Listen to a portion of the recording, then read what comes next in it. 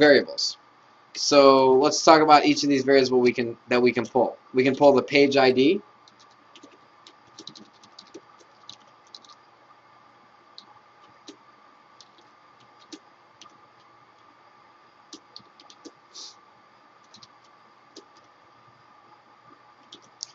And what the page ID gives us, the page ID gives us the actual ID of that Facebook page. So if you wanted to have one application to serve up information from a number of different landing pages, you could do that. So if I had one company that just did web design and development, another company that just did search engine optimization, I could actually use if statements to say, okay, well, if I'm on this page, show this information, but if I'm on this company page, show this information. So that's what the page ID is going to help you with.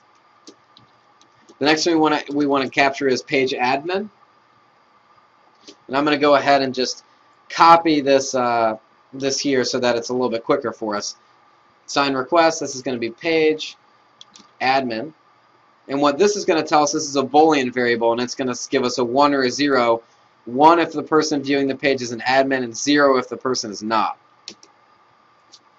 The next thing we're going to add is like status. So what this gives us is a Boolean variable that tells us if the user who's on the page has actually liked it yet.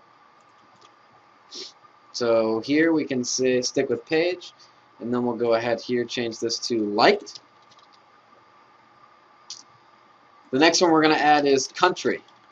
So this will actually give us a short version, short text string that tells us what country the user is located at. Let's go ahead and do a copy and paste here again. Change this from page to user. And change this to country. And finally, the last thing we want is locale. And this gives us the ISO language and country codes for the current user. Let's go ahead and copy and paste this. User, and then we want to go ahead and make this locale. Great. So here we have all of the different variables that we're going to want to use. The page ID, whether or not the person is admin, whether or not the person has liked the page, the country the current user is in, and the locale of the current user.